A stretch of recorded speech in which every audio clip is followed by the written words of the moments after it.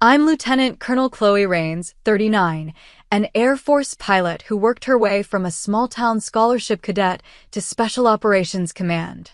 For years, I gave everything to the mission and to the mentor who built my career: late nights, missed family, every ounce of loyalty I had. But when that same mentor stood at a podium and called my judgment a lapse to protect his own reputation, I made a choice that changed everything. Have you ever been erased or betrayed by someone you trusted completely? If so, tell me your story in the comments. You're not alone. Before I get into what really happened, let me know where you're watching from. And if you've ever had to stand up for yourself after being silenced, hit that like button and subscribe for more true stories about integrity, loyalty, and the cost of doing what's right. What came next might surprise you.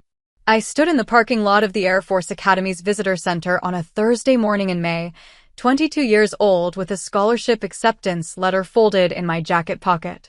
My father had driven me there from Colorado Springs in his old Chevy, neither of us saying much. He'd done 2 tours in Vietnam as an Army grunt, came home with a limp and a distrust of officers. When I told him I wanted to fly, he'd looked at me like I'd announced plans to join the circus. But he drove me anyway. The academy rose against the mountains like something out of a dream I hadn't known I was allowed to have. I grew up in a town where the biggest decision most girls made was whether to work at the grocery store or the diner. My high school guidance counselor had suggested nursing school. I'd applied to the academy on a dare from my physics teacher, a retired Air Force captain who saw something in me I hadn't seen in myself. "You sure about this?" my father asked as I opened the car door. "No," I said. "But I'm doing it anyway." He nodded. That was the last conversation we had about my career for 15 years. I made it through the academy on stubbornness and caffeine. While other cadets formed study groups and social circles, I spent my nights in the library, memorizing aerodynamics equations and aircraft specifications. I wasn't trying to be the best. I was trying not to fail. There's a difference, and it shapes you. Pilot training at Vance Air Force Base in Oklahoma came next. The instructors had a way of looking through you, assessing whether you'd crack under pressure or hold steady. I held steady. Not because I was brave, but because going home felt worse than any training exercise they could devise. I flew my first solo in AT-6 Texan II on a clear autumn morning. The instructor climbed out of the cockpit, tapped the fuselage twice, and walked away. I sat there for a moment, hands on the controls, understanding for the first time that I'd built something, a skill, a place, a self that hadn't existed before. That's when I met Colonel Evan Harland. He was running the advanced training program, a full-bird colonel with a reputation for turning out the sharpest pilots in the Air Force. Tall, gray at the temples, with the kind of command presence that made junior officers straighten their spines from across the room.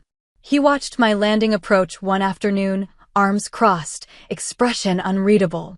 Afterward, he pulled me aside. "You fly like you're trying not to get noticed." "Sir." "Competent. Careful. By the book." He studied me. "But there's something else there. You've got instinct buried under all that caution." I didn't know how to respond, so I didn't. "I'm putting you on the tactical airlift track," he said. "You'll be flying cargo and personnel into places most people don't want to go. It's not glamorous. You won't be dropping bombs or breaking records. But you'll save lives. And you'll be good at it." He was right. I spent the next 2 years flying C-130s into conflict zones and disaster areas. Haiti after the earthquake. Afghanistan. Pakistan. Places where the runway was a dirt strip and the landing coordinates came with the caveat conditions permitting. I learned to read weather patterns like a second language, to calculate fuel margins in my head, to keep my voice steady over the radio when everything was going wrong. Harland checked in periodically. A message after a difficult mission. A recommendation that landed me at Air Mobility Command's Special Operations Division. He never made a big deal of it, never asked for gratitude. He just opened doors and expected me to walk through them. When I turned 28, I made captain. Harland sent a bottle of bourbon with a note. "Don't drink it all at once." I didn't drink any of it. I kept it on my desk as a reminder that someone believed I was worth investing in. The call sign came during a mission I don't talk about much. We'd been tasked with extracting a reconnaissance team from hostile territory in Syria. The intelligence was bad. We landed in a hot zone, took fire on approach, and lost hydraulics on one engine. The crew chief was hit in the shoulder. The reconnaissance team was 3 clicks out with enemy combatants closing in. I had 2 choices: abort and leave them, or stay and risk losing the aircraft and everyone on board. I stayed. We got them out. Barely. The landing back at base was more controlled crash than touchdown. The aircraft was totaled. The crew chief survived. So did the reconnaissance team.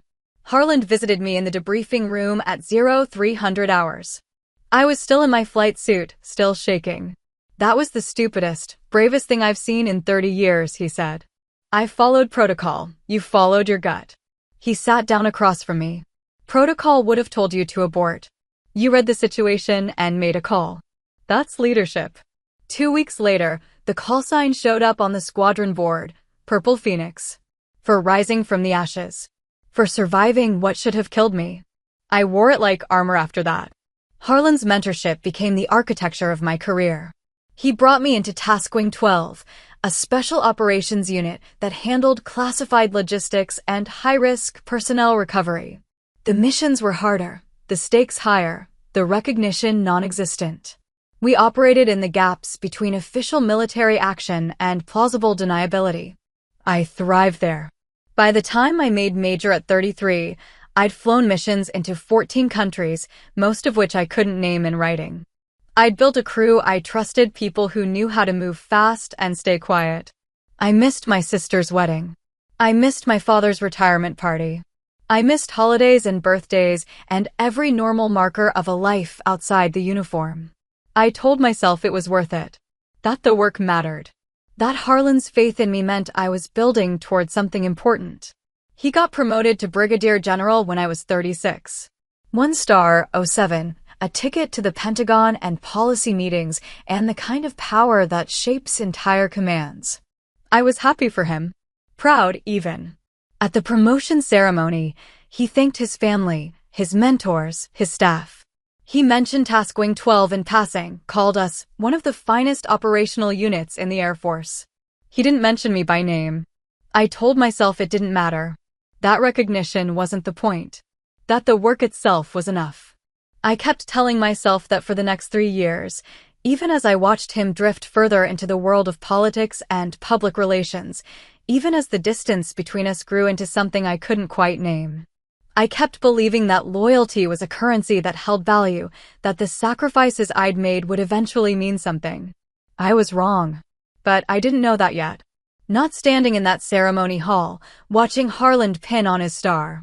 Not when I flew my next mission 6 days later, or the one after that.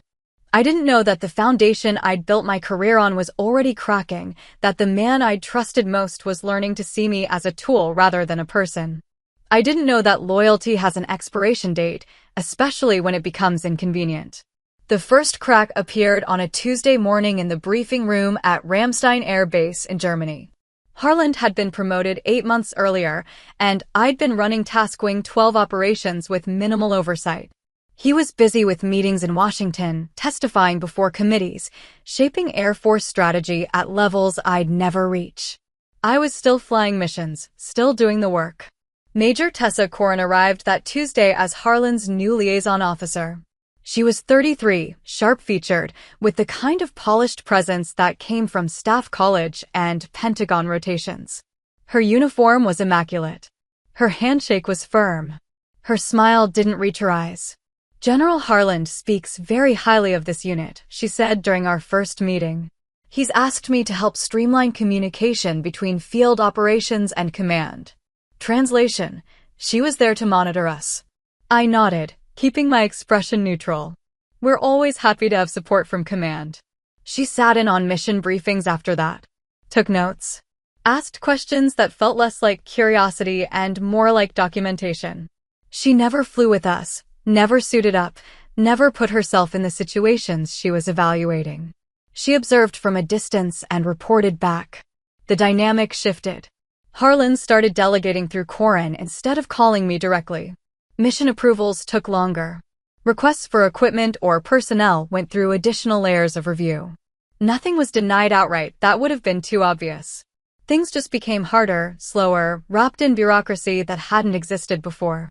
I tried to adapt, filled out the forms, attended the additional briefings, smiled through Corin's suggestions about operational efficiency and strategic messaging.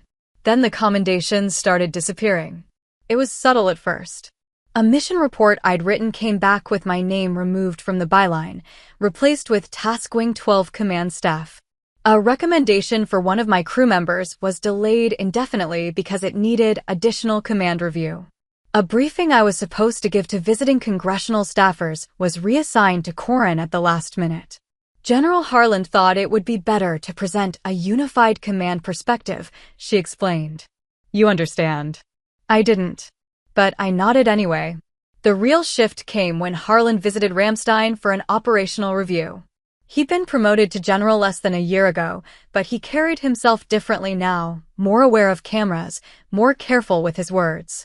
He toured the base with a small entourage, including Corin and a public affairs officer who filmed everything. He stopped by the hangar where my crew was prepping AC-17 for a mission into Chad. I'd been working on the aircraft with my flight engineer, TSGT Mina Cho, checking cargo tie-downs and weight distribution. We were both in flight suits, both covered in hydraulic fluid and dust. Harland walked over, followed by his entourage and their cameras. Lieutenant Colonel Rains, he said, using my rank instead of my name. How are preparations coming? On schedule, sir. We're wheels up at 1500 hours. He nodded, then turned to the camera. This is one of my team captains. She's been with the unit for several years, doing excellent work in logistics and personnel transport. One of my team captains. Not Chloe. Not Purple Phoenix. Not the pilot who'd pulled off missions he used to brief personally to senior command. Just one of several, interchangeable and unexceptional. I felt Cho stiffen beside me. She knew what I knew, that Harland was rewriting history in real time, that my role was being minimized for reasons I didn't fully understand. The work you all do here is vital to our strategic objectives, Harland continued, speaking to the camera more than to us. It's the backbone of Air Mobility Command's global reach. He shook my hand for the camera. His grip was firm, professional, distant. Then he moved on to the next photo opportunity. Corin lingered. That went well, she said. Good optics. I didn't respond. That night, I sat in my quarters and pulled up the mission records from the past 3 years. Read through after-action reports. Tracked the language changes, the attribution shifts, the slow erasure of my name from operations I'd planned and executed. Captain Rafi Delgado knocked on my door at 2200 hours. He was one of my pilots, 28 years old, sharp and loyal. He'd flown with me since he was a second lieutenant fresh out of training. You see the recording? He asked. I saw it. That's bullshit, ma'am. You planned half those missions he was talking about. Doesn't matter. It should. I looked at him. You learn pretty fast that what should matter and what does matter are different things. He shifted his weight, uncomfortable. People are noticing. The crew. The other units. They know what's happening. Then they're smarter than I was. I closed my laptop. Go get some sleep. We fly in 16 hours. He hesitated, then nodded and left. I didn't sleep much that night. Instead, I went back through my records, my commendations, my performance reviews. Tried to find the moment when I'd become expendable. Tried to understand what I'd done wrong. The answer, I eventually realized, was nothing. I hadn't done anything wrong. I'd just become inconvenient. Harland was building a reputation in Washington, crafting a narrative of his leadership and vision. That narrative worked better without someone like me, someone who'd been there before his promotion, who knew the work from the ground up, who might complicate his story with inconvenient truths about who actually did what. I wasn't being punished. I was being erased. It's different, that feeling. Punishment you can fight against. Erasure just happens around you, quiet and systematic, until you look up one day and realize you're standing in a space where your name used to be. 3 months later, everything fell apart. The mission brief came through at 0600 hours on a Wednesday in March. Humanitarian aid delivery to a refugee camp in South Sudan, classified as low risk, standard cargo run. The camp was in a nominally safe zone, protected by UN peacekeepers. We'd done a dozen similar missions without incident. I read the brief twice. Something felt off about the timeline, too compressed, too many variables marked as confirmed, when they should have been listed as pending verification. But the mission was cleared through command, signed off by Corin herself, marked urgent. We loaded the C-17 with medical supplies, water purification equipment, and emergency rations. My crew consisted of Cho on flight engineering, Delgado as co-pilot, and 2 loadmasters I'd worked with for years. We'd flown together so often we operated in a kind of shorthand, anticipating each other's needs and adjustments. Wheels up at 0900 hours. The flight to South Sudan was smooth, clear skies, minimal turbulence, good visibility. I ran through the landing approach checklist with Delgado, reviewing the coordinates and communication protocols. That's when the situation deteriorated. The UN peacekeepers radioed at 1300 hours. Armed militia had been spotted 3 kilometers from the camp, moving in our direction. The zone wasn't secure. They recommended we abort. I contacted command through encrypted channels, laid out the situation, requested guidance. Corin's response came back within minutes. Continue mission. Intelligence reports militia is moving away from camp. Window is closing. Camp needs supplies urgently. I looked at Delgado. He shook his head slightly, a gesture I'd learned to read. He thought we should turn back. Command, this is Purple Phoenix. Requesting confirmation of intelligence source. UN assets on ground are reporting movement toward camp, not away. There was a pause. Then, Phoenix intelligence is confirmed. You are cleared to proceed. Time-sensitive cargo. Protocol said to follow command orders unless immediate safety was compromised. The militia was 3 clicks out. We could land, offload, and be wheels up in under 20 minutes if we moved fast. I made the call. We're going in. Fast approach, minimal ground time. Loadmasters, I want that cargo off the bird in 15 minutes. We dropped altitude. The camp appeared below us, rows of white tents, dirt roads, a single packed earth runway. I could see people gathering near the landing zone, anticipating our arrival. I could also see dust clouds to the north. Vehicles moving fast. Command, Phoenix. We have visual on possible hostile movement. Estimate 5 minutes to camp perimeter. No response. Command, do you copy? Static. I started the landing approach. Delgado called out altitudes. Cho monitored engine status. Everything was by the book, smooth and controlled. We touched down at 13:22 hours. The loadmasters dropped the rear ramp before we'd even finished taxiing. Camp workers ran toward us, ready to start unloading. I kept the engines running, watching the northern perimeter through the cockpit window. The dust clouds were closer now. I could make out the shapes of pickup trucks mounted with weapons technicals in military parlance. At least 3 vehicles, maybe more. Load faster, I said over the internal comm, we've got company. Cho was already running calculations. We need another 8 minutes to fully offload. I watched the trucks. Ran the numbers in my head, their speed, our distance, the time it would take to button up and lift off. We didn't have 8 minutes. Seal it up, I said. We're leaving. Ma'am, we've only offloaded half now, Sergeant. That's an order. The loadmasters pulled back the ramp. I heard supplies sliding, people shouting, the hydraulic system engaging. Delgado was already advancing the throttles. The trucks were less than a kilometer out. I could see muzzle flashes. We lifted off at 13:31 hours with half our cargo still on board and rounds impacting the runway behind us. One of the loadmasters took a fragment in the leg from a ricochet that came through the open ramp. Not life-threatening, but enough to require medical attention. I climbed hard and fast, putting distance between us and the camp, listening to my crew's controlled breathing and the sound of my own heartbeat.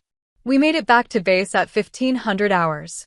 The wounded loadmaster was treated and stable. The aircraft had minor damage. Everyone was alive. I filed my after-action report immediately. Detailed the timeline, the intelligence discrepancy, the decision to abort. Followed every protocol for mission deviation. Then I waited. The call came at 2100 hours. Not from Harland. From Corin. The general wants to see you tomorrow at 0800 hours. Pentagon briefing room. Understood. She paused. For what it's worth, you should have trusted command intelligence. I hung up. That night, I copied every file related to the mission onto an encrypted drive. The brief. The communications. The intelligence report. My after-action analysis. I didn't know why yet. Just instinct. The same instinct that had kept me alive in Syria, the same one Harland had once told me to trust. It was the smartest thing I'd done in years. The Pentagon briefing room was smaller than I expected, windowless and sterile, with a conference table that seated 12 and walls covered in classified briefing materials. General Harland sat at the head of the table, flanked by Corin and two senior officers I didn't recognize. A public affairs officer stood in the corner with a camera, inactive but present. I stood at attention, waiting. Harland didn't look at me directly. He opened a folder, scanned the contents, then set it aside. Lieutenant Colonel Rains. Walk me through the South Sudan mission. I did. Start to finish. No editorializing, just facts.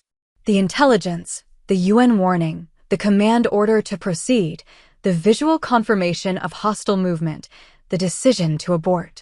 When I finished, he closed the folder. You deviated from direct orders. I made a tactical decision based on evolving ground conditions that posed immediate danger to my crew and aircraft, sir.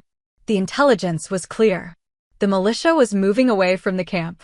With respect, sir, the intelligence was wrong. I had visual confirmation of hostile forces approaching the landing zone. Corin leaned forward. What you had was contradictory information from UN peacekeepers who may not have had complete battlefield awareness.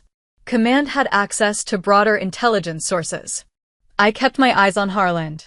Sir, I was the pilot in command. The safety of my crew and the mission were my responsibility. I stand by the decision. He finally looked at me then. His expression was carefully neutral, the kind of face you practice for congressional testimony. Your decision left critical humanitarian supplies on board. Supplies that camp desperately needed. Supplies that are now delayed by at least a week because of security deterioration in the region. Sir, if I'd stayed on the ground, we would have been overrun. The crew would have been killed or captured. The aircraft would have been destroyed. No one would have gotten those supplies. That's speculation. That's tactical assessment based on observed conditions. The room went quiet. I could hear the ventilation system, the soft rustle of paper. One of the senior officers spoke up. Colonel, what were your fuel margins at decision time? An opening. A technical question I could answer without politics. We had sufficient fuel to complete the full unload and still make it back to base with reserves, sir. Fuel wasn't the factor. The factor was hostile forces within small arms range of an unsecured landing zone with my ramp down and my crew exposed. He nodded slowly. Made a note. Harland straightened his papers. We'll be conducting a full review of this incident. In the meantime, you're being transferred stateside pending the outcome. Administrative posting, Andrews Air Force Base. Your crew will be reassigned to other units within Task Wing 12. The words hit like physical blows. Transfer. Reassigned. The careful language of career death. Sir, that's all, Lieutenant Colonel. Dismissed. I stood there for 3 seconds too long. Long enough to see Corin's satisfied expression. Long enough to understand that this had been decided before I walked into the room. The briefing was theater. I saluted. Turned. Walked out. The Pentagon corridor stretched endlessly, polished floors reflecting fluorescent lights. My boots echoed. I made it to the bathroom before my hands started shaking.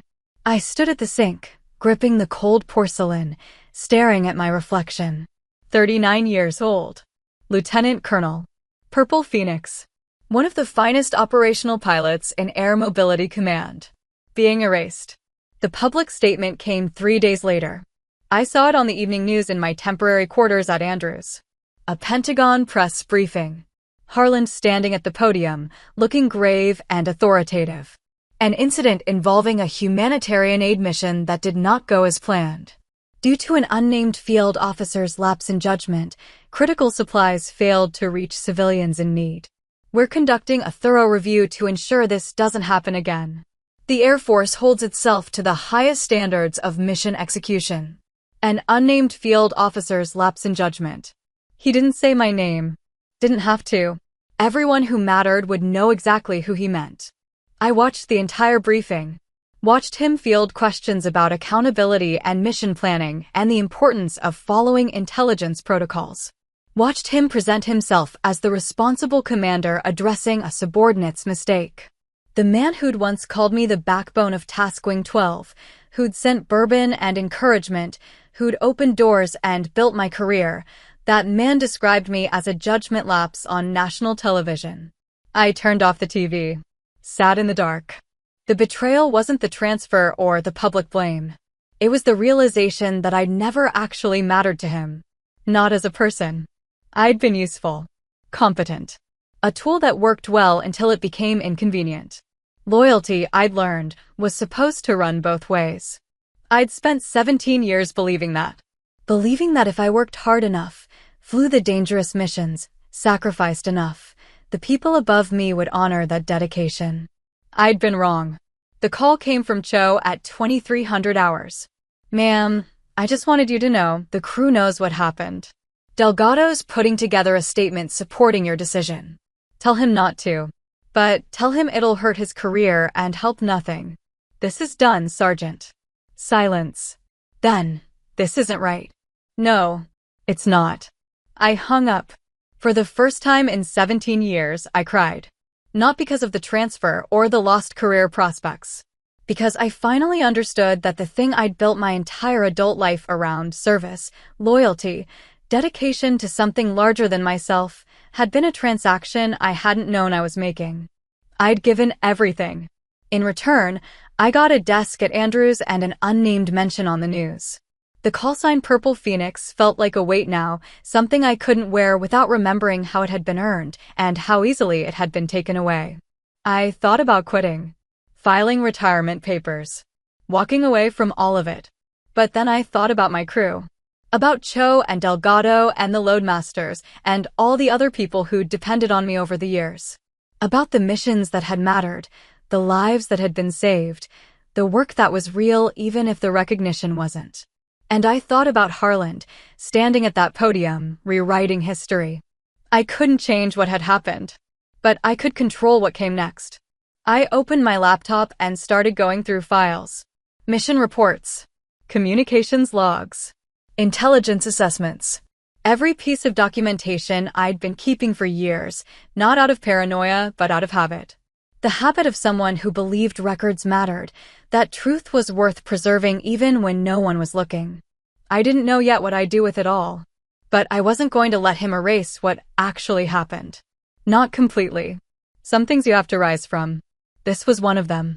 Andrews Air Force Base sits just outside Washington, D.C., close enough to the Pentagon that you can see the building from certain points on base, a constant reminder of where power actually lives.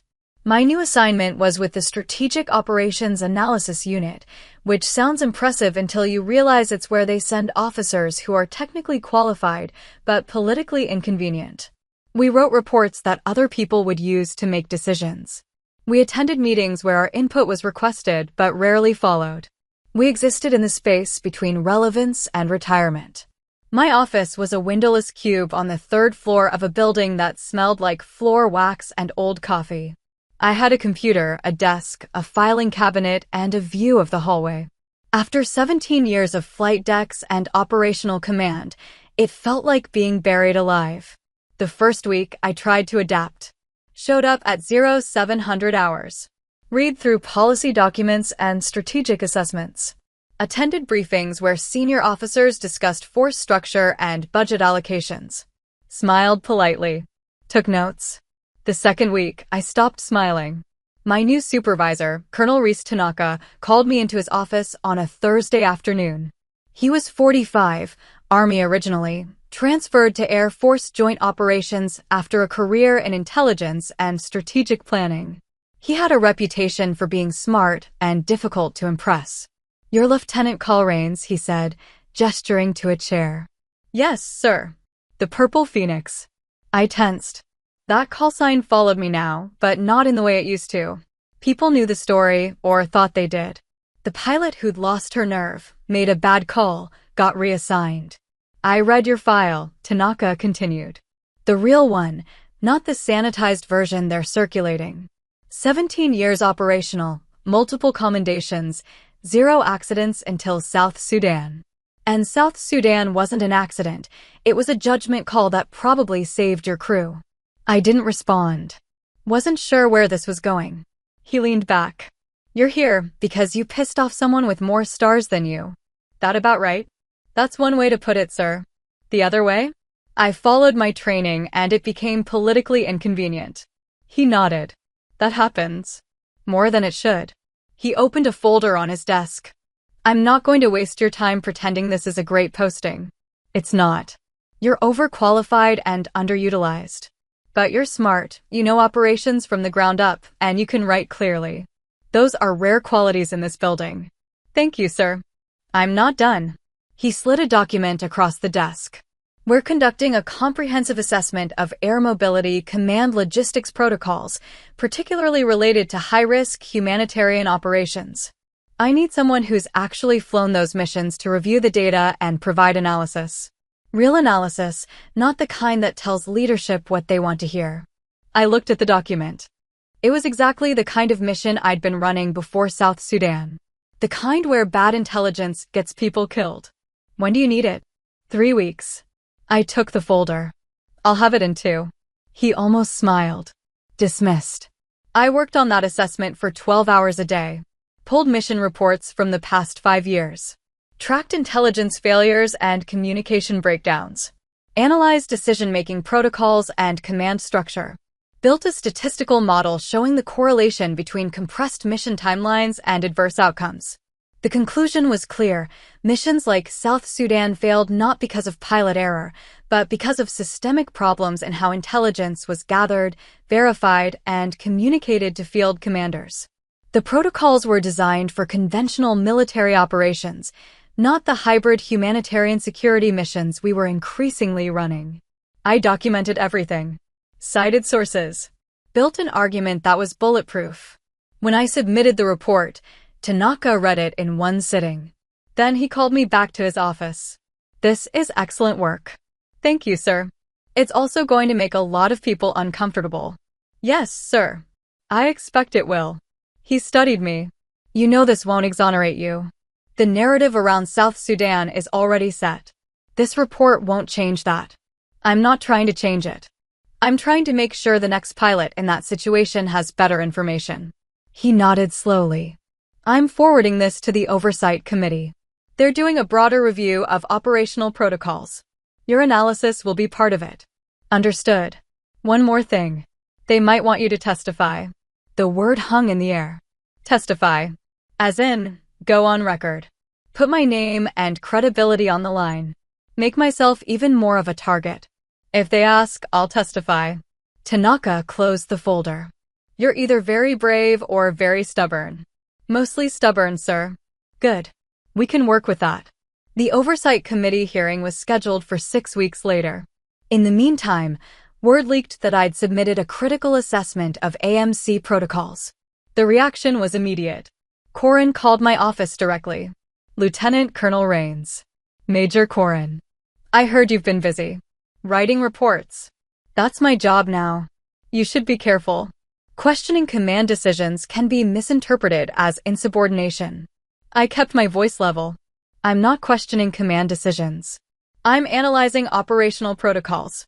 If someone interprets that as insubordination, that says more about them than it does about me. The general has been very generous with you. The general hung me out to dry on national television. Let's not pretend otherwise. Silence. Then, you're making a mistake. Probably. I've made them before. She hung up. That night, I got a call from Delgado. He'd been reassigned to a different unit, flying transport missions out of Ramstein still. He sounded tired. Ma'am, I heard you're testifying. Who told you that? Everyone knows. It's all over the command grapevine. I closed my eyes. Rafi, you need to stay out of this. Don't attach your name to anything I'm doing. With respect, ma'am, screw that. You saved our lives. The crew knows it. We're writing our own statements. Don't, already done. Cho submitted hers yesterday. The Loadmasters are finishing theirs tonight. We're going on record. You'll tank your careers. Maybe, but at least we'll be able to look at ourselves in the mirror. My throat tightened. You're a good officer, Rafi. I learned from the best. After he hung up, I sat in my quarters staring at nothing. These people, my crew, who'd flown into hell with me, who'd trusted my judgment, were putting their careers on the line because they believed in something bigger than their own advancement. I'd thought loyalty was dead, but maybe I'd just been looking in the wrong places. The Oversight Committee hearing took place in a secure conference room in the Pentagon on a Monday morning in June. The committee consisted of 5 senior officers, 2 Army, 2 Air Force, 1 Navy, all O7 or higher, all with decades of experience evaluating command decisions and operational protocols. I wore my dress blues, sat at a table facing the panel. A court reporter transcribed everything. The room smelled like stale air and nerves. The committee chairman, an Army 2-star named General Patricia Vance, opened the session. Lieutenant Colonel Rains, you're here voluntarily to provide testimony regarding Air Mobility Command operational protocols and the incident in South Sudan on March 14th. Is that correct? Yes, ma'am. We've reviewed your written report. It's thorough and well documented. Today, we'd like you to walk us through your decision-making process during the South Sudan mission and then discuss your broader concerns about current protocols. I'd prepared for this, rehearsed it. But sitting there, facing 5 generals, I felt the weight of what I was about to do. This wasn't just analysis. This was calling out my chain of command in front of the people who could end my career permanently. Or I could protect the next pilot who ended up in my situation. Not really a choice at all. I started with the timeline, the mission brief, the intelligence assessment, the UN warning, the command order to proceed, my visual confirmation of hostile forces, the decision to abort. Then I showed them the communications logs. At 1300 hours, I requested confirmation of intelligence sources. Command responded that intelligence was confirmed. At 1318 hours, I again radioed about hostile movement. No response. At 1324 hours, with hostile forces less than 1 kilometer from the landing zone, I made the tactical decision to abort the offload and depart. General Vance leaned forward. What happened to the communication at 1318 hours? Unknown, ma'am. It's possible there was a technical issue with the encrypted channel. It's also possible command chose not to respond because they'd already given their order and expected me to follow it regardless of evolving conditions. That's a significant allegation. It's what the communications log shows. One of the Air Force generals, a man named Cordell, spoke up. Colonel Rains, you understand that second-guessing command intelligence in the field sets a dangerous precedent. If every pilot makes their own assessment, we lose operational coherence. With respect, sir, pilots are trained to exercise tactical judgment precisely because conditions change faster than command can assess them. We're not robots. We're officers expected to evaluate situations and make decisions. Even when those decisions contradict direct orders? When immediate safety is at stake, yes, sir. That's what we're trained to do. Cordell made a note. Didn't look happy. The questioning continued for 2 hours. They went through every detail of the mission, every decision point, every communication. They asked about my training, my experience, my relationship with General Harland. That's when things got complicated. You worked directly under General Harland for how many years? Vance asked. 7 years, ma'am. From when I joined Task Wing 12 until his promotion to Brigadier General. How would you characterize that working relationship? Professional. He was an excellent mentor and operational commander. I chose my words carefully. His priorities shifted after his promotion. That's natural. General officers have different responsibilities than field commanders. The committee has copies of the public statement General Harland made following the South Sudan incident. Are you familiar with it? Yes, ma'am. He characterized the mission failure as resulting from an unnamed field officer's lapse in judgment. That field officer was you, correct? Correct. How do you respond to that characterization? This was it. The moment where I could either protect myself or protect the system. Where I could blame Harland personally or address the structural problems that led to South Sudan. I thought about Cho and Delgado. About the next crew that would fly into a situation with bad intelligence and compressed timelines. General Harland was working with the information available to him at the command level. The failure wasn't his personal judgment or mine. The failure was systemic. We have protocols designed for conventional military operations being applied to hybrid humanitarian security missions. We have intelligence being confirmed without adequate verification. We have mission timelines being compressed for political or logistical reasons without accounting for tactical realities on the ground. If we want to prevent future incidents, we need to fix those systems, not just blame individual officers. Vance made a note. Even if fixing those systems means questioning how senior leadership makes decisions? Especially then, ma'am. The room went quiet. Another Air Force general spoke up. Colonel, are you aware that General Harland's office has requested your testimony be stricken from this review?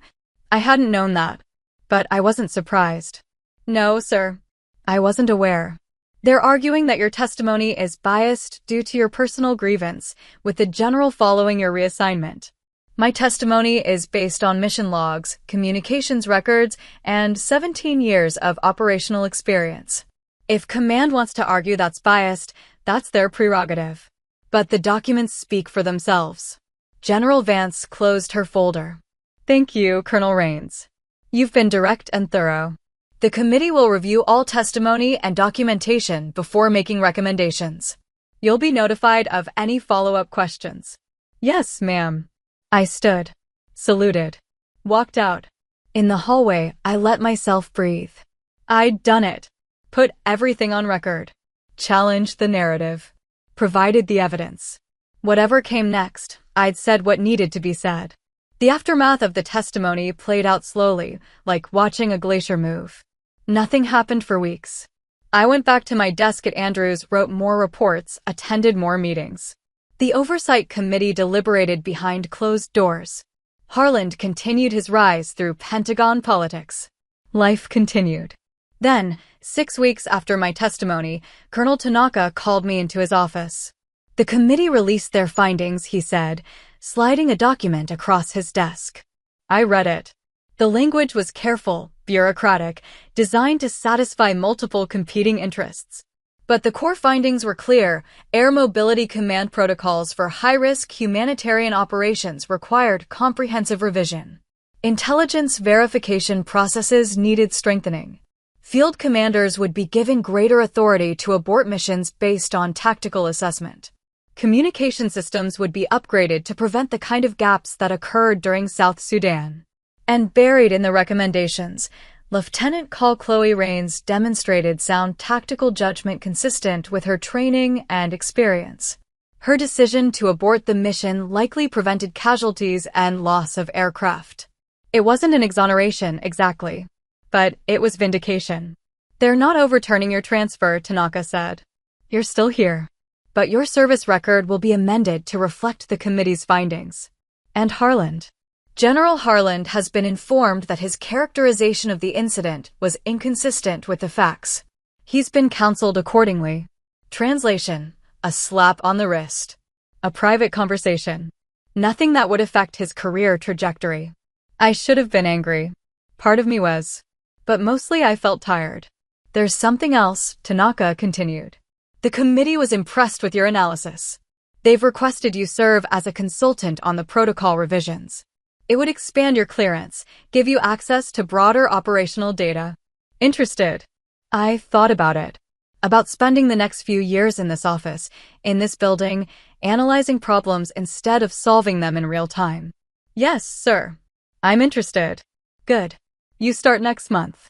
Word of the committee findings spread through the military grapevine the way everything does, quickly, quietly, with subtle shifts in how people treated me. Officers who'd avoided me after South Sudan started acknowledging me in hallways again. A few sent congratulatory emails. Most just pretended nothing had happened. The most meaningful response came from my old crew. Delgado sent a message. Never doubted you, ma'am. Drinks on me next time you're at Ramstein. Cho sent a photo, her and the rest of the crew standing in front of AC-17, giving a thumbs up. On the fuselage behind them, someone had stenciled Purple Phoenix in small letters near the crew door. Against regs, definitely. But it made me smile anyway. Harlan's response came indirectly. Major Corin was quietly reassigned to a staff position in Alaska. Harlan's public appearances became less frequent. He was still a general, still influential, but the trajectory had shifted. The man who'd been on track for a second star now seemed to be treading water. I didn't take pleasure in it. Revenge wasn't what I'd wanted. I'd wanted the truth on record, the systems fixed, my crew protected. I'd gotten that. Mostly. The hardest part was forgiving him. Not for the betrayal, I understood that. He'd made a political calculation, chosen his career over my reputation. That was a choice I could comprehend even if I couldn't respect it. The hard part was forgiving him for making me doubt myself. For those months when I'd replayed the South Sudan mission over and over, wondering if I'd really made the right call, if I'd been too cautious, if my judgment had actually failed. He'd put that doubt in my head, and it had taken root deeper than I'd realized. I worked through it the only way I knew how, by focusing on the work. The protocol revisions became my mission. I interviewed pilots, analyzed incident reports, consulted with intelligence officers and field commanders. Built a framework that balanced command authority with tactical flexibility, that created better verification systems while still allowing for rapid decision-making. It took 8 months. When we presented the final recommendations to senior leadership, they adopted them with minimal changes. The new protocols went into effect across Air Mobility Command 6 months later. I got a commendation for the work. No ceremony, no public recognition. Just a letter in my file and a handshake from Tanaka. You did good work here, he said. Change the system for the better. Thank you, sir. What's next for you? I'd been thinking about that. I was 40 now. My 05 career was stable but capped. I'd never make 06, never get another operational command. The betrayal had seen to that. But I had a decade left before mandatory retirement, and I'd built something here. Expertise, credibility, a different kind of influence. I'd like to stay in analysis, I said. Keep working on operational protocols. Maybe expand into other areas, counterinsurgency logistics, humanitarian coordination, that kind of thing. Tanaka nodded. I can make that happen. We're establishing a new joint task force focused on exactly those issues. I'm recommending you for deputy director. I appreciate that, sir. One condition. You take a mentee. Some young officer who's good but rough around the edges. Pass on what you've learned. I thought about Harlan. About how he'd mentored me, built my career, then discarded me when it became convenient. About the lessons I'd learned from that, both the good and the bad. I can do that. Good. Report to the Joint Operations Center next month. We'll get you set up. Captain Dana Marsh reported to my new office on a Tuesday morning in January. She was 29, an academy graduate with 3 years of operational experience, flying C-130s out of Bagram. Smart, confident, with the kind of intensity that reminded me of myself at that age. She'd been flagged for leadership track, but had clashed with her squadron commander over safety protocols during a night mission. The clash had ended with her being right and her commander being reassigned, but she'd earned a reputation as difficult. Captain Marsh, I said when she knocked on my door. Come in. She stood at attention, perfect posture, perfect uniform. Ma'am, reporting as ordered. At ease. Have a seat. She sat, back straight, hands folded. Nervous, but hiding it well. You know why you're here? Colonel Tanaka said you requested a mentee. I assume he thought we'd be a good match, ma'am. Why do you think that? She hesitated. Permission to speak freely? Always. Because I screwed up my career by being right at the wrong time, and you're famous for doing the same thing. I almost laughed. Famous isn't the word I'd use. Respected, then. Among pilots who actually fly missions instead of just talking about them. You've got opinions, Captain. Yes, ma'am. Usually the kind that get me in trouble. Here's the thing about opinions, I said. They're only valuable if you can back them up with evidence and communicate them in a way that actually changes things. Being right isn't enough. You have to be smart about how you use being right. She frowned slightly. With respect, ma'am, it sounds like you're saying I should shut up and play politics. No. I'm saying you should learn when to push and when to document. When to fight in public and when to fight through proper channels. When to be loud and when to be strategic. I pulled out a folder. This is your file. You've got 3 incident reports in 3 years. Each time, you were technically correct. Each time, you went about it in a way that pissed off everyone above you. So I should have just followed bad orders? You should have built a case. Documented everything. Gone through the proper channels. And if that failed, then gone loud. But you skipped all the groundwork and went straight to confrontation.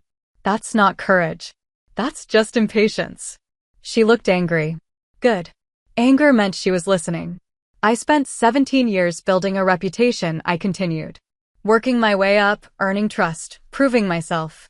When I finally had to take a stand, I had that foundation to stand on. The committee listened to me because I had credibility. You're trying to take stands without building that foundation first. How long is that supposed to take? As long as it takes. We stared at each other. She reminded me so much of myself it was almost painful. That certainty. That impatience. That absolute conviction that being right was enough. I'm going to teach you how to be effective, I said. Not just right. Effective. How to build cases, document evidence, navigate command structures, and actually change things instead of just making noise. Interested? She thought about it. Then nodded. Yes, ma'am. Good. We start tomorrow. 0700 hours. Bring coffee. She left. I sat in my office, thinking about cycles. About how we pass things down, skills, mistakes, hard-won wisdom. About how mentorship could either perpetuate systems or help change them. I thought about Harland. About the things he'd taught me that were valuable: operational excellence, strategic thinking, attention to detail. And about the things he'd taught me by negative example, that loyalty has limits, that politics can corrupt good leadership, that you have to be careful who you trust with your career. I could either become bitter about that betrayal or use it to become a better mentor. To teach Marsh not just how to be a good pilot, but how to navigate a system that didn't always reward excellence. How to protect herself while still maintaining integrity. How to rise without becoming the kind of leader who sacrifices subordinates for advancement. It wasn't revenge. It was something better. It was making sure the next generation learned from my mistakes instead of just repeating them. Over the next year, I worked with Marsh on a project analyzing personnel recovery protocols. She was brilliant, saw patterns I'd missed, asked questions that challenged assumptions. She was also still impatient, still prone to confrontation, still convinced that force of will could overcome bureaucratic inertia. But she learned, slowly, how to build arguments that couldn't be dismissed. How to document everything. How to pick battles worth fighting. How to make allies instead of enemies. 6 months into our work together, she came to my office looking troubled. Ma'am, I heard something. About you and General Harland. What about us? One of the senior captains said you used to be his protege. That he mentored you. That he's why you had such a successful career early on. That's accurate. So what happened? Why did she stopped, not sure how to finish. Why did he throw me under the bus? Yes, ma'am. I leaned back in my chair. Because I became inconvenient. Because protecting me would have hurt his career and sacrificing me cost him nothing. Because loyalty, for him, only ran one direction. That's messed up. It is. But it's also a lesson. People will help you when it benefits them. Your job is to make sure you're valuable enough that the benefits outweigh the costs. And to have enough documentation that if they do decide to sacrifice you, you can protect yourself. She was quiet for a moment. Is that cynical or realistic? Both. Do you still hate him? I thought about it. No. I did for a while. But hate takes too much energy. I forgave him. Not because he deserved it, but because I needed to stop carrying it around. Did you tell him that? No. Forgiveness isn't for him. It's for me. She nodded slowly. I don't know if I could do that. You'd be surprised what you can do when the alternative is letting someone else control your life. The conversation stayed with me for days. Made me realize I'd actually processed the betrayal, turned it into something useful instead of just painful. I wasn't the same person who'd stood in that Pentagon bathroom with shaking hands. I'd changed. Grown. Not despite what happened, but because of it. The callsign Purple Phoenix didn't feel like a burden anymore.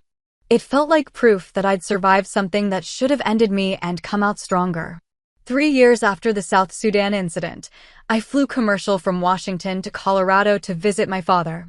He was 78 now, still living in the same house I'd grown up in, still stubborn and independent. We'd rebuilt our relationship slowly over the years, though we still didn't talk much about my career. He read about the Oversight Committee findings in the news, sent me a one-line email. "Proud of you, kid." Coming from him, it meant everything. I landed at Denver International at 1500 hours on a Thursday. The airport was crowded, holiday travel season, families with luggage, business people rushing between gates.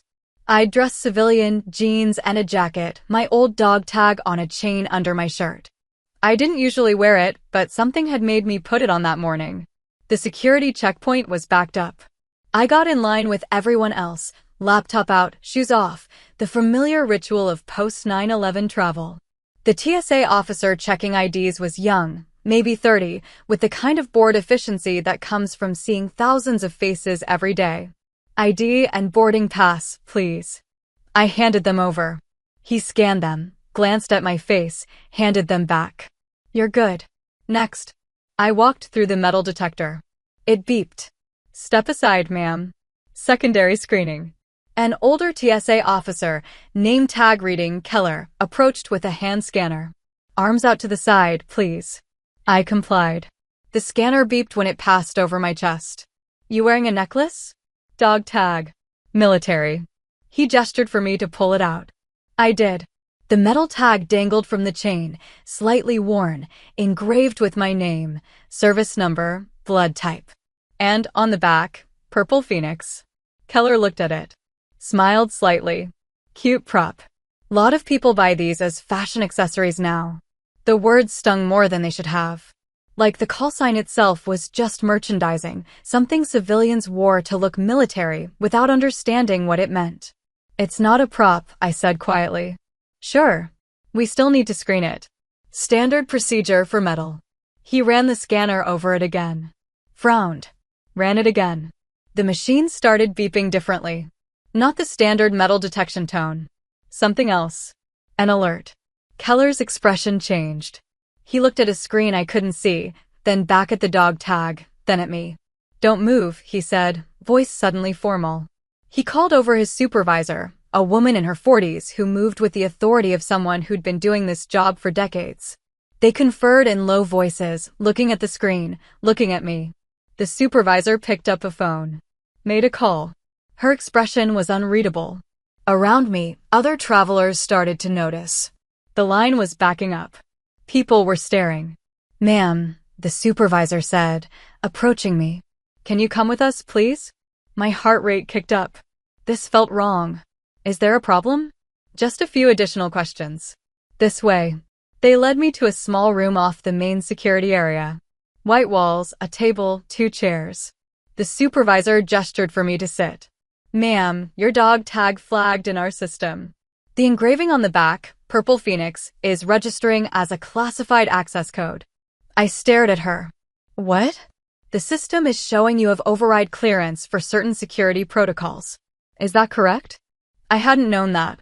Hadn't known that the call sign was registered anywhere beyond Air Force personnel systems. Hadn't realized it carried weight outside military channels. "I'm a lieutenant colonel in the Air Force," I said carefully. "I served in special operations.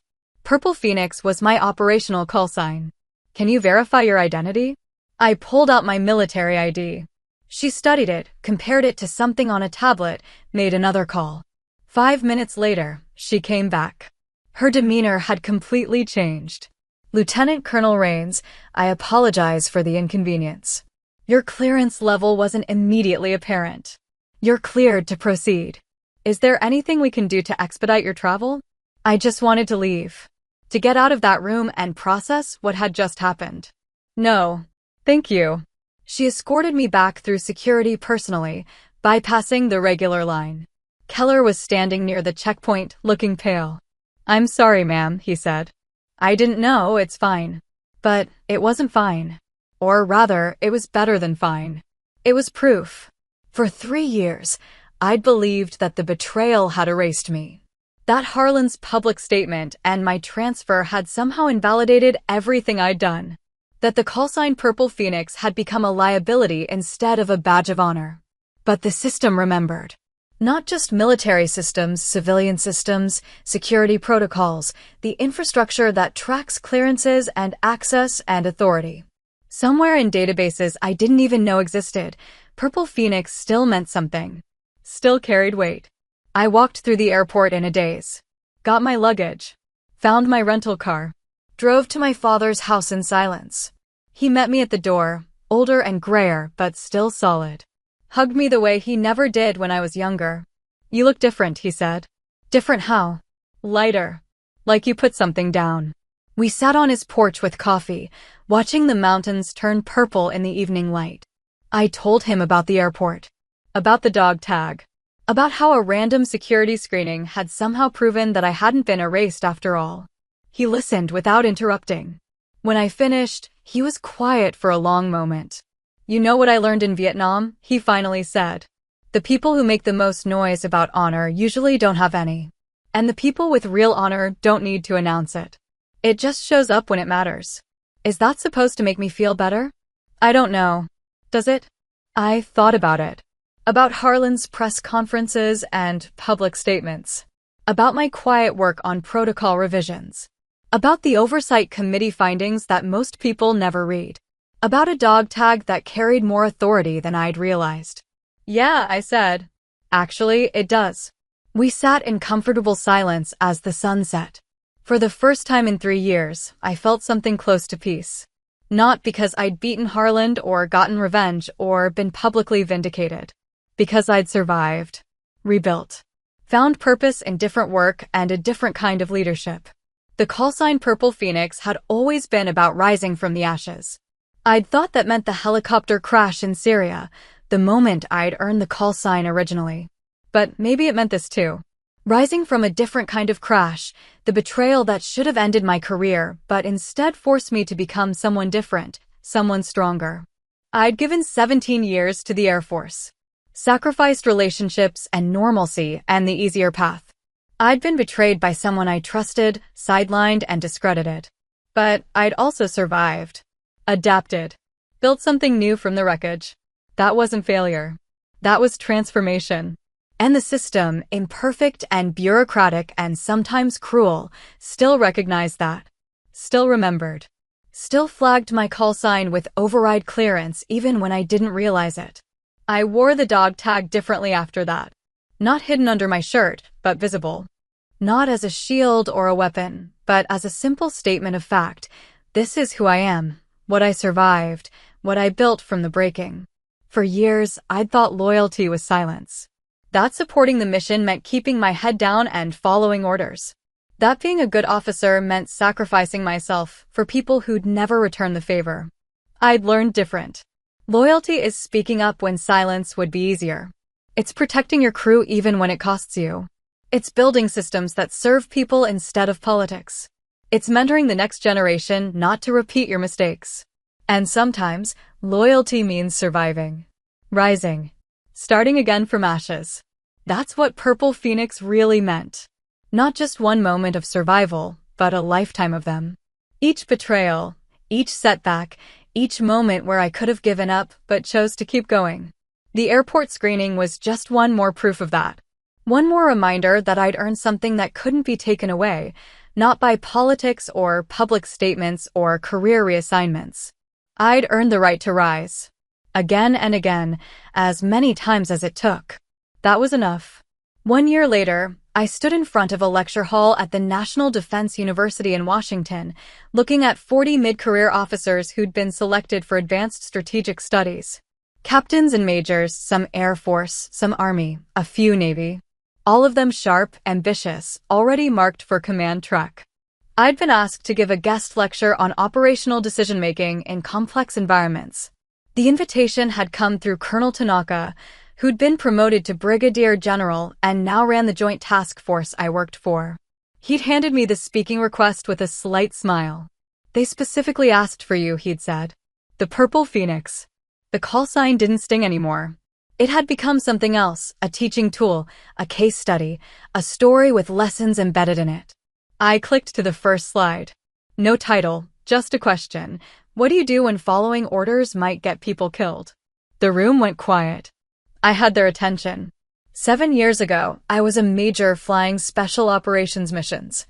I had a mentor who taught me everything about tactical aviation. He told me the most important skill wasn't flying, it was judgment. Knowing when to push and when to pull back. When to follow the plan and when to tear it up. I clicked to the next slide. A map of South Sudan, the refugee camp marked, the route traced. 4 years ago, I was a lieutenant colonel facing exactly that choice. Bad intelligence, compressed timeline, command orders that contradicted ground conditions. I aborted a mission. Saved my crew. Lost my operational career. I let that hang for a moment.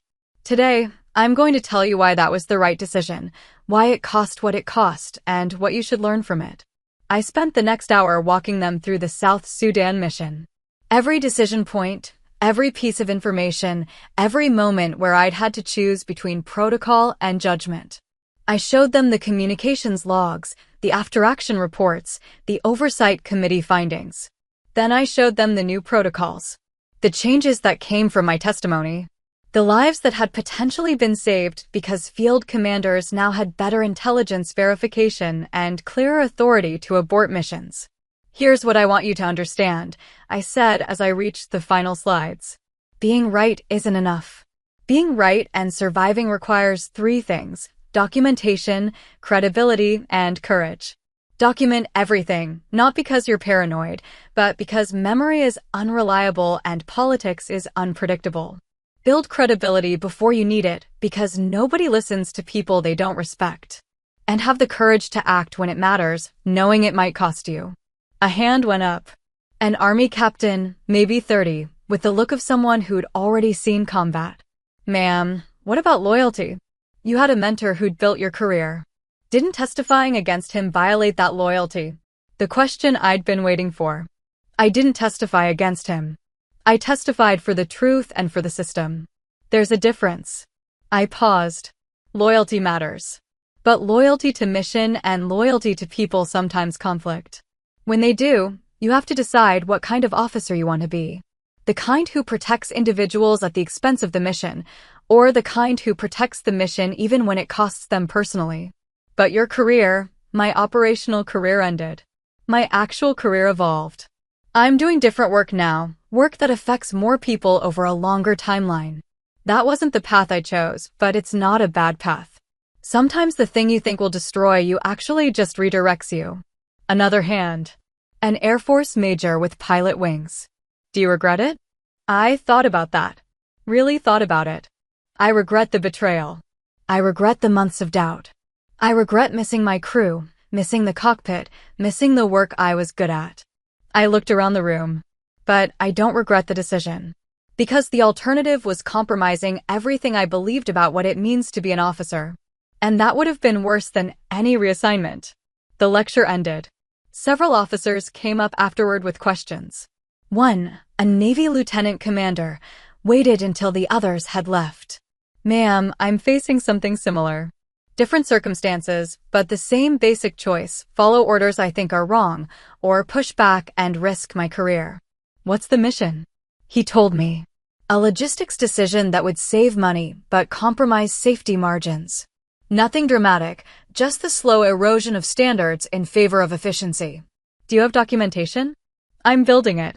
"Do you have credibility with your command?" "Some. Not as much as I'd like." "Then build more before you push.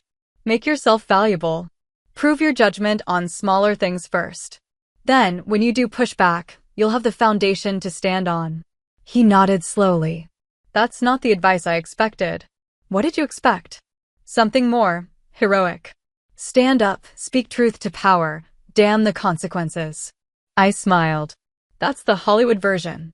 The real version is be strategic, build your case, pick your moment, and understand that you might still lose. But at least you'll lose on your own terms. He thanked me and left. I packed up my materials, thinking about how strange it was to be here. For years ago, I'd been grounded and bitter, convinced my career was over. Now I was teaching the next generation, shaping how they thought about command and judgment and loyalty. Different work, but important work. Captain Marsh found me in the parking lot. She'd been sitting in on the lecture, part of her professional development. She'd made first lieutenant a year ago, was on track for captain ahead of schedule. That was good, she said. You didn't sugarcoat it. Never do. The part about loyalty. That hit hard. Personal experience? She nodded. My old squadron commander reached out. Wants me to testify in his defense at a review board. Says I owe him for the mentorship. Do you owe him? I don't know. Maybe. But what he's being reviewed for, it's legitimate. He really did compromise safety. If I testify for him, I'm lying. Then don't. But loyalty doesn't mean lying for people. It means telling the truth even when it's hard. Especially when it's hard. I unlocked my car. You don't owe anyone your integrity. Not me, not Tanaka, not your old commander. That's the one thing that's actually yours. She looked relieved. Like she needed permission to do what she already knew was right. Thanks, ma'am. I drove back to my office thinking about cycles. About how we pass down not just skills, but values. About how mentorship could either perpetuate broken systems or help fix them. I thought about Harland, about the good things he'd taught me before the betrayal. About how even failed relationships leave lessons worth keeping. My phone buzzed. A message from Tanaka. Good lecture. Dean wants you back next semester. Interested? I thought about it. About standing in front of rooms full of officers who were where I'd been, smart, ambitious, still believing the system would reward excellence. About giving them tools to navigate that system without becoming casualties of it. Yes, I replied. I'm interested. That night, I met my father for dinner. He'd flown out to visit, wanted to see Washington, wanted to understand this new version of my life. We sat in a restaurant near the Pentagon, eating steaks and talking about nothing important. You seem happy, he said eventually. I am. Mostly. Mostly? I still miss flying sometimes. Miss the crew. Miss the work. But I'm doing something that matters. Just differently than I expected. He nodded. That's life. Rarely goes the way you plan. The question is whether you can adapt. Did you? After Vietnam. Eventually. Took a while. He cut his steak. I was angry for years. Angry at the army, at the politicians, at everyone who'd sent us there and then forgot about us. But anger doesn't build anything. It just burns. What changed? I stopped asking why it happened and started asking what I could do with what I'd learned. Found ways to help other vets. Turned the experience into something useful instead of just painful. I thought about that. About transformation. About how survival is just the first step and meaning is what you build afterward. That's what I'm doing, I said. Turning it into something useful. I know, he said. I'm proud of you. Coming from him, after all these years, it felt like closure. Not just on the betrayal or the career change, but on something older. The need to prove myself to someone who doubted I belonged in uniform. The need to justify choices he didn't understand. I didn't need that anymore. I'd proven it to the only person who mattered, myself. Later, walking back to my car, I touched the dog tag under my shirt. Purple Phoenix. The call sign that had defined me, broken me, and ultimately taught me what really mattered. Rising wasn't about going back to what you were before. It was about becoming something new from the ashes of who you'd been. I'd risen. And I'd keep rising. As many times as it took. That's my story. Now tell me yours. What would you have done in South Sudan, follow the order, or abort? Have you ever had a mentor turn political on you? How do you balance loyalty to people versus loyalty to the mission? Would you have worn the dog tag after the TSA moment? Drop your take in the comments, share this with someone who needs it, and subscribe for the next chapter on boundaries, judgment, and career survival.